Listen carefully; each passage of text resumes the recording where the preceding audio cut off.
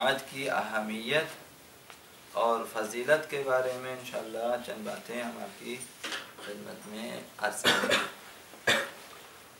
ایک دو دن فضیلت ہے اور اہمیت ہے، اور اس کے بعد احکام ہے نماز جماعت کے سلسلے میں، جو کہ بہت ہی زیادہ اہمیت والی نماز،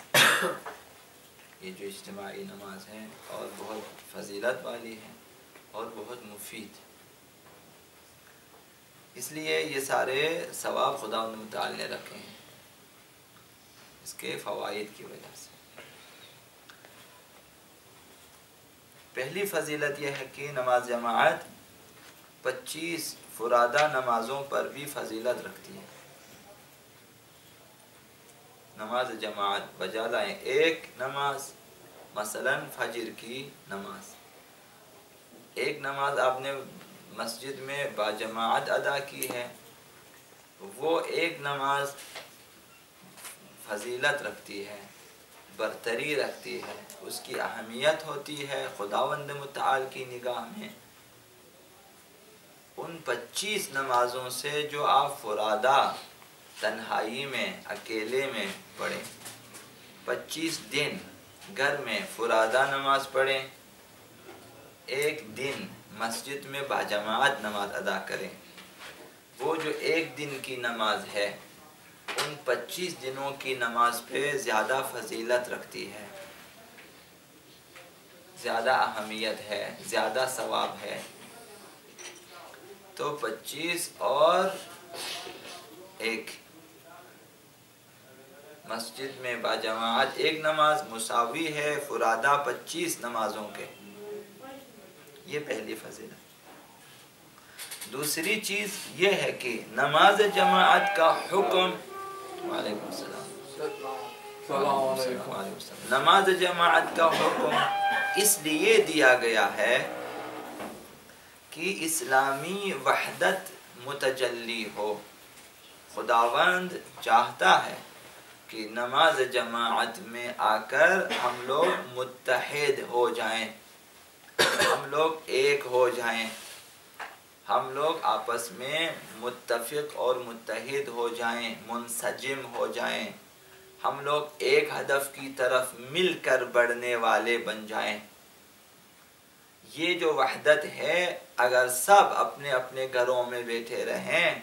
اور روزانہ مسجد میں اجتماع نہ کریں تو ہماری وحدت جو ہے وہ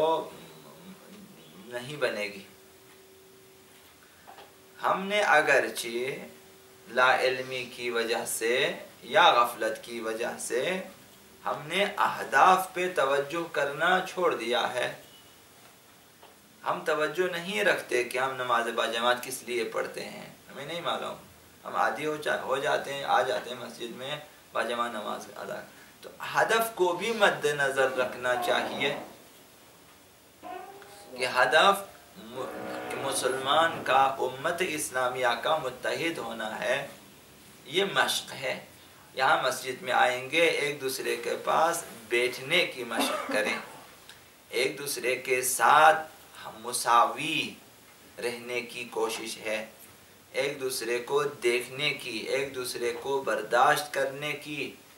ایک دوسرے سے ملنے کی مشق ہے، ایک دوسرے سے ملاقات کی مشق ہے،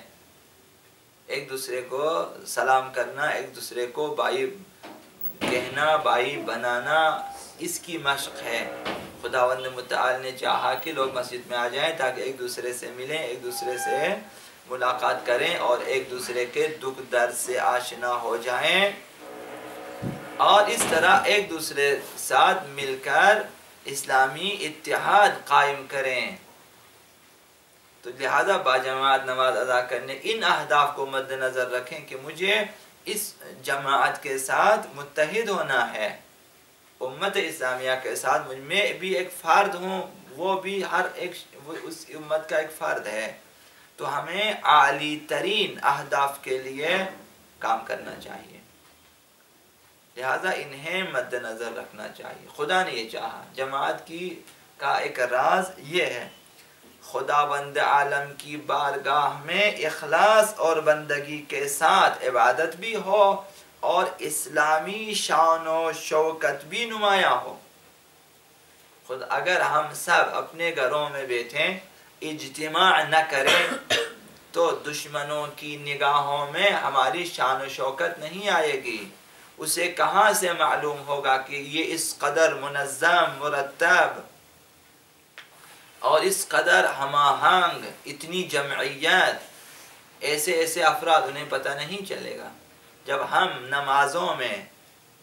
جمعہ و جماعت میں آ جاتے ہیں تو دشمن حتماً ہماری صفوں میں دشمن کے افراد ہوتے ہیں، وہ دیکھ لیتے ہیں، اندازہ لگا لیتے ہیں، جا کر اپنے آقاؤں کو بتاتے ہیں کہ اس مسجد میں اتنے لوگ ہیں، اس مسجد میں اتنے لوگ ہیں، ان کا بڑا یہ ہے تو ان کا بڑا یہ ہے، تو یہ ان میں اتنی طاقت ہے، ان میں اتنی طاقت ہے، یہ اتنا سورس رکھتا ہے، یہ اس کے اتنے افراد ہوتے ہیں، وہاں یہ عالم اس قسم کا ہے، وہ عالم اس قسم کا ہے۔ تب اسلامی جو ہیں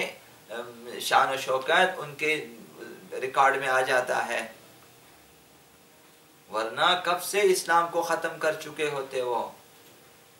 اگر ہم جماعت میں جمعہ و جماعت میں جمع نہیں ہو جائیں گے، ہمیں ایک دوسرے کا پتہ بھی نہیں چلے گا۔ ہم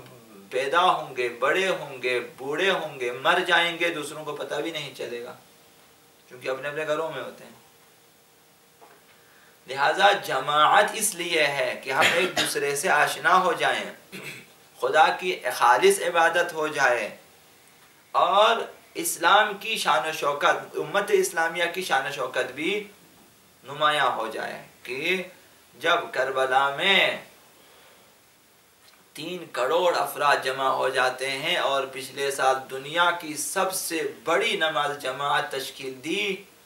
تو دشمن کی آنکھیں کھلی رہ گئیں۔ اس قدر اجتماع ایک قبر کے کنارے، ایک آقا عبداللہ حسین کی زیارت کے لیے 3 کروڑ 3.5 کروڑ افراد جمع ہو جاتے ہیں، اسلام کی شان و شوکت سامنے آ جاتی ہے۔ وہ اجتماع ایسے ہی نہیں ہوگا جب ہم اپنے علاقوں میں چھوٹے چھوٹے اجتماعات نہیں کریں گے۔ جب آپ چھوٹے چھوٹے اجتماعات کرتے ہیں، ایک دوسرے کو بتاتے ہیں کہ ہمیں 40 پہ کربلا جانا ہے، ہمیں عاشورہ پہ کربلا جانا ہے، عراق میں یہ کام ہو رہا ہے، وغیرہ وغیرہ، تب ہم ہر جماعت سے کچھ نہ کچھ لوگ آمادہ ہو جاتے ہیں۔ پھر دنیا بھر کے چھوٹے چھوٹے اجتماعات میں بات ہوتی ہے، ایک بڑا اجتماع وجود میں آ جاتا ہے جو دشمنوں کے لیے کمر شکن ہے، ان کی کمر ٹوٹ جاتی ہے۔ اعلان سنا ہوگا آپ نے کہ داعش نے پہلی بار اعلان کیا کہ عراق میں ہماری شکست ہوئی ہے، حالانکہ وہ مر جاتے ہیں، اپنی شکست کا اعلان نہیں کرتے۔ یہ آپ کے ان اجتماعات کی وجہ سے ان کی کمر ٹوٹی ہے کہ ہم جتنے مارتے ہیں اتنی زیادہ وہ لوگ جمع ہو جاتے ہیں، جہاں مارتے ہیں وہیں جمع ہو جاتے ہیں۔ تشیع یعنی یہ، وہ جہاں ہمیں ڈرانے دمکانے کے لیے قتل عام کرتے ہیں، وہیں پر ہم پہلے سے زیادہ لوگ جمع ہو جاتے ہیں۔ کربلا مقتل ہے، قتل گاہ ہے، وہاں اسلام کے چیدہ افراد کو شہید کیا۔ اب سب سے بڑا اجتماع وہیں پہ ہوگا، سب سے بڑا اجتماع وہیں پہ ہوگا۔ یہ اجتماع دشمن کے لیے دندان شکن جواب ہے، کمر شکن جواب ہے، ان کے حوصلے وہیں سے پست ہو جاتے ہیں۔ وہ ہر سال نئے منصوبے بناتے ہیں، عاشورہ کے بعد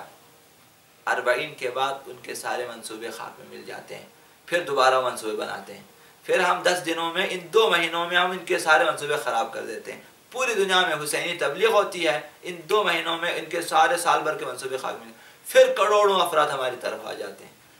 وہ سال بھر کوشش کرتے ہیں، کچھ جوانوں کو ادھر ادھر کرتے پھر اس کے بعد جب سال میں جب 2 مہینے ہمارے ہوتے ہیں، یعنی حسین کے ہوتے ہیں، آقا امام حسین کے، اس میں پھر لاکھوں افراد ہماری طرف، پھر وہ نئے منصوبے بنانا شروع کر دیتے ہیں۔ صرف 2 مہینوں میں، بلکہ 2 مہینے کیا، ان 40 دنوں میں ان کے سارے منصوبے رائگان ہو جاتے ہیں، ختم ہو جاتے ہیں۔ ہمارا اجتماع، اسلام نے جماعت کے لیے اگر حکم دیا اس وجہ سے دیا کہ ہمارا اجتماع ہو، شان و شوکت اسلام، شان و شوکت امت مسلمہ واضح ہو جائے، دشمنوں کی نگاہوں میں آ جائے، اور ایک طرف خدا کی بہترین طریقے سے عبادت بھی ہو جائے۔ ہمارے اندر خلوص پیدا ہو جاتا ہے، ہمارے اندر شوق پیدا ہو جاتا ہے جب ہم دیکھتے ہیں کہ کیسے کیسے لوگ جماعت میں بیٹھے ہیں، ان کی نمازوں کو دیکھ کر ہم شرمندہ ہو جاتے ہیں، پھر اپنے اندر اور خضوع و خشوع ہم پیدا کرنے کی کوشش کرتے ہیں۔ وہ اور لوگ ہوں گے جو مسجد میں آ کے ریاکاری کرتے ہیں، جنہیں ابھی کچھ بھی نہیں پتا، وہ سمجھتے ہیں کہ میں آ کے، وہ ایک کا دکا بیچ میں ہوں گے، وہ بھی انشاءاللہ آئندہ ٹھیک ہو جائیں گے۔ ورنہ اکثر دیکھتے ہیں کہ وہ کتنی اچھی نماز ہے، اس کی اپنی نماز کو دیکھ لیتے ہیں، پھر اس کی اپنی نماز کو ذرا اس کو ری چیک کر لیتے ہیں، پھر اس میں خلوص آ جاتا ہے، سیکھ لیتے ہیں بہت ساری چیزیں۔ اکثر بچے مساجد سے نماز پڑھنا سیکھ لیتے ہیں، گھروں میں نہیں سیکھ سکتے، ہو